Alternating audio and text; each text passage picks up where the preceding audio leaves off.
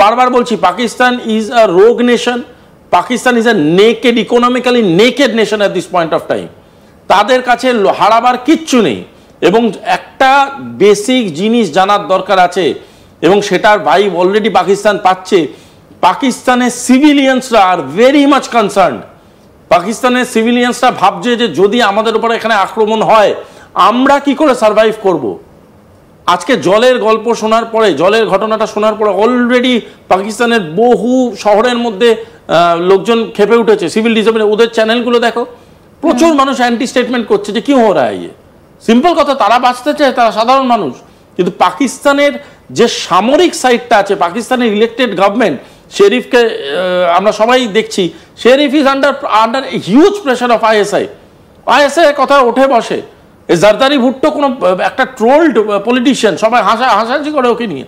ও কি বললো না বললো কিচ্ছু ম্যাটার করে না, এখানে কোনো গ্লোবাল স্ট্যান্ড পয়েন্টই নেই এই কথাগুলো। আজকের ডেটে দাঁড়িয়ে ভারতবর্ষ যে স্টেপ নিয়েছে, সেই স্টেপের ওজন নেওয়ার ক্ষমতা পাকিস্তানের গভর্নমেন্টের নেই, পাকিস্তান আর্মির নেই, পাকিস্তানের ইন্টেলিজেন্সের নেই, এবং পাকিস্তানের সাধারণ নাগরিকের নেই।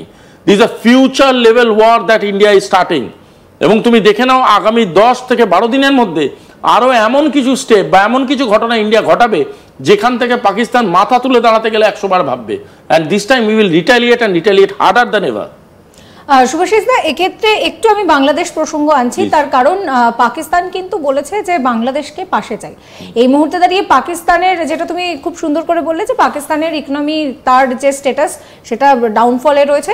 বাংলাদেশেরও আমরা সেই একই পরিস্থিতি দেখছি যে সেখানে উন্নতি তো কিছু নেই, একের পর এক সমস্ত ইন্ডাস্ট্রি বন্ধ হচ্ছে, কেউ আর ওখানে বিজনেস করতে চাইছে না। এমন একটা দেশকে পাকিস্তান পাশে চাইছে যার নিজেরই এই মুহূর্তে কোনো কিছু করার সেই ক্ষমতাটাই নেই। দেখো, আমি তোমাদের চ্যানেলেই বোধহয় কিছুদিন আগে বলেছিলাম একটা কথা, সেটা হচ্ছে পাকিস্তান আর বাংলাদেশের রিলেশনশিপটা অনেকটা হচ্ছে একটা উলঙ্গ এবং একটি ভিখারির বন্ধুত্ব। একটা উলঙ্গ সেই ভিখারিকে প্রমিস করছে যে আমি তোমাকে পৃথিবীর সেরা জামা কাপড়গুলো কিনে এনে দিয়ে গিফট করব। ভিখারি বলছে তুই নিয়ে আয়, কত টাকা লাগবে বলবি আমি দেবো। So this is the relationship between the two. একজনের কোনো ইকোনমিক স্টেবিলিটি নেই, আরেকজন হচ্ছে ইকোনমিক্যালি বাউন্ড অ্যান্ড ডিপেন্ডেন্ট। লোকের কাছে ঘুরে ঘুরে যাচ্ছে, গিয়ে টাকা চেয়ে নিয়ে বাড়ি চলে আসছে। আরেকটা দেশ কি, আরেকটা দেশ হচ্ছে দেউলিয়া হতে হতে হতে হতে এমন একটা জায়গায় যাচ্ছে, কাটরিওয়ালা ইনসান বলে ওদের প্রাইম মিনিস্টারকে চিহ্নিত করে এভরিবাডি। ওদের ফরেন মিনিস্টার যখন ফরেন মিনিস্ট্রির দায়িত্ব নিয়েছিল, ফার্স্ট স্টেটমেন্ট ওকে জিজ্ঞেস করা হয়েছিল what is your reaction about getting the ministry. ও বলেছিল বহুত দেশ ঘুমনে মিলেগা। মানে this is the mindset of people. এদের নিজের চেয়ারটার প্রতি এরা জানেই না যে কি ধরনের ম্যাচুরিটি দরকার। এরা মনে করছে এটা একটা দারুণ মজার জিনিস, একটা চেয়ার পেয়ে গেছি, একটা পাওয়ার পেয়ে গেছি, দেখাবো। ভাই খুব ভালো কথা, তুমি very powerful at your home, তুমি তোমার বাড়িতে মাস্তানি করো।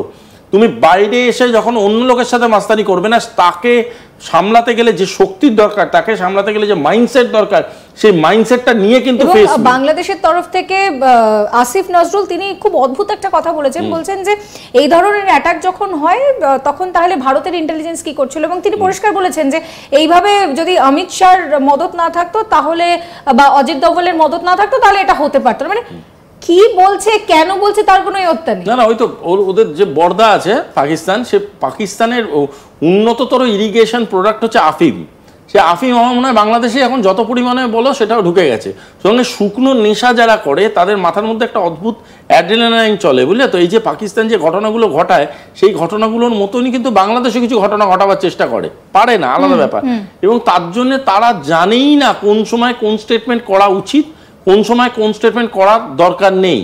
একটা লোক নিজের যদি মানসিকভাবে নিজের উপরে কন্ট্রোল না থাকে, সে কি বললো না বলে ইটস ইররেলেভেন্ট। একটা জিনিস জেনে রাখো, Bangladesh is not a relevant country to the world. Bangladesh is only relevant to India because it is our immediate নেবার, দ্যাটস ইট। বাংলাদেশ এমন কোনো ইকোনমি নয়, বাংলাদেশ এমন কোনো মিলিটারি পাওয়ার নয়, বাংলাদেশ এমন কোনো অ্যালাইড পাওয়ারও নয় যাকে নিয়ে খুব একটা ভাবনা চিন্তা করতে হবে। আমি আরও একটা কথাই অ্যাড করে দিচ্ছি, বাংলাদেশের মতনই আয়তনে যদি ছোট বড় ভাবো সেরম ভাবে, তার থেকে অনেক এগিয়ে মিয়ানমার নিয়ে আমরা তর্ক করতে পারি, কথা বলতে পারি, আমরা নেপাল নিয়ে তর্ক করতে পারি, কথা বলতে পারি, আমরা ভুটানের কালচারাল ডিপ্লোমেসি নিয়ে কথা বলতে পারি।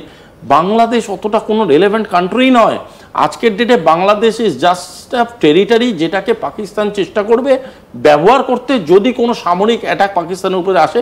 ভাই পালাবার তো জায়গা লাগবে। দ্বিতীয় জিনিসটা ওরা ব্যবহার করবে তাদের যে টেরার আউটফিটসগুলো আছে সেটা যদি বাংলাদেশ হয়ে ভারতবর্ষে ঢোকানোটা সুবিধা হয়।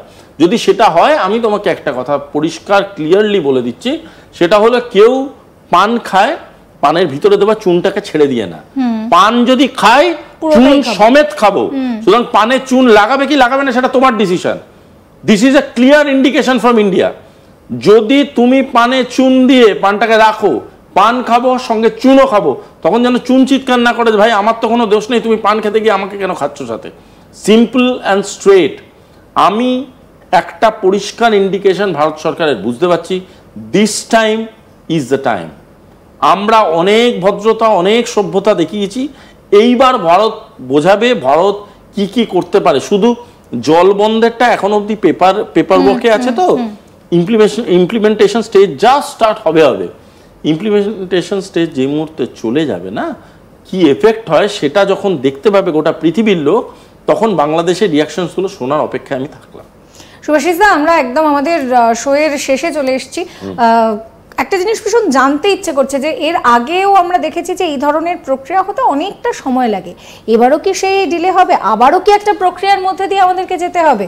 মানে এটা খুব স্বাভাবিকভাবে আমাকে একটু সহজ সরল ভাষায় বোঝাও। দেখো, আমি একটা কথা বলি, হঠকারী সিদ্ধান্ত যারা নেয় তারা অত্যন্ত মানে মাথা মোটা টাইপের মানুষজন হয়, আমার ব্যক্তিগত ধারণা তাই, এবং ডিপ্লোমেসি তো সেটা হয়।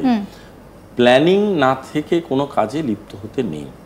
ভারতবর্ষ যথেষ্ট প্ল্যান্ড অ্যান্ড স্ট্র্যাটেজিক্যালি ইকুইপড একটা নেশন। তারা যখন কোনো ডিসিশন নিচ্ছে তারা বুঝে শুনে জেনে নিচ্ছে। শুধু তাই নয়, তার কী কী ইন্টারন্যাশনাল রেপারকেশনস হতে পারে সেটা জেনে নিচ্ছে।